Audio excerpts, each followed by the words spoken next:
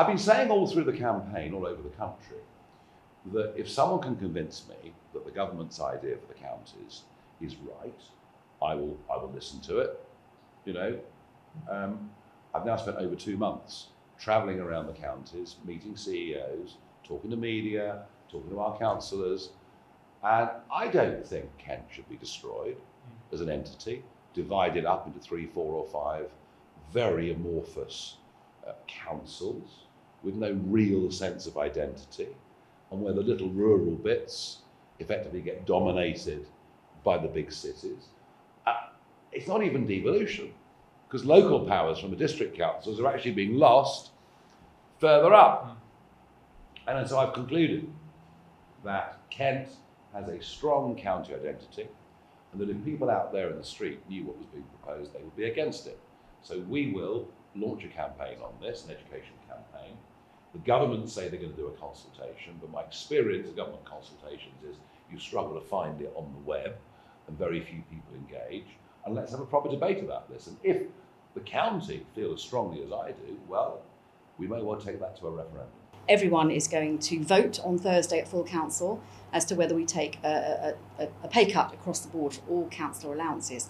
Now that is immediately freeing up over £200,000. I got my figures wrong at the last one because I was advised it was less, but now I've actually got someone to do the sums properly with a big calculator, and it's about £206,000. So that, if it's voted through, will go straight back into the member community grant fund, which we can use in our divisions to benefit local communities. So I think that's an immediate winner. I think Kent is a unique county. I think our identity is so strong. You know, we are the gateway to the rest of the United Kingdom. We are the gateway to the continent. Our identity as a county of Kent, we're the Garden of England. You know, we produce some of the best agricultural foodstuffs in the world in this county. We are a very, very special county. And I worry that local government reorganisation and carving us up into unitary authorities, it just strikes me as a little bit communistic. You know, you're taking the power away from people to elect their district councillors, their county councillors, their town councillors, and you're basically passing the power up the chain to give more power to central government, and that worries me. So it's a two or threefold thing, really. I worry about it affecting the identity of our fabulous, fantastic county, the best one in the country, I would argue.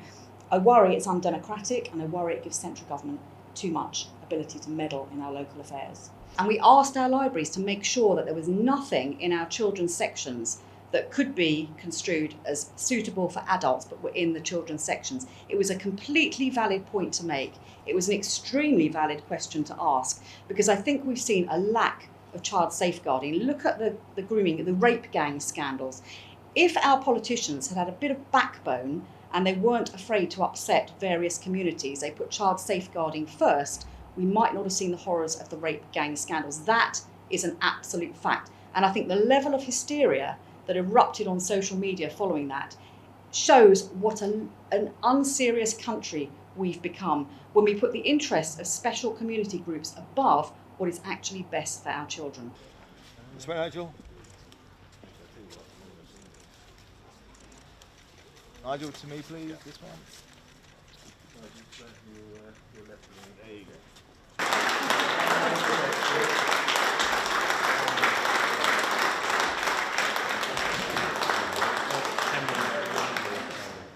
Well, good morning, everybody. Good morning. I also don't buy the argument, you know, we're devolving power. Well, you know you're not. If you abolish local councils, you actually put that set of decisions up to a higher authority, and you'll definitely find that the rural areas will be left behind all of the very big decisions. You know, the isolated rural coastal communities will not get a fair say. So I do think we should fight devolution very, very hard. Part of my leader's speech, right. Part of my leader's report, so I'm going to do it in the chamber, because I think we need to do things as properly as we can when it comes to these big announcements. There's some of which you've got there. Yeah. So I'm going to be looking at savings we found through contracts, procurement. We're looking at things like home to school transport, which the budget of which is absolutely enormous. Some of this stuff I just literally can't believe. They don't need to do any other work. I'm because sure. they've got a contract from KCC. Just the school. Do the school run. How difficult is it going to be to break some of these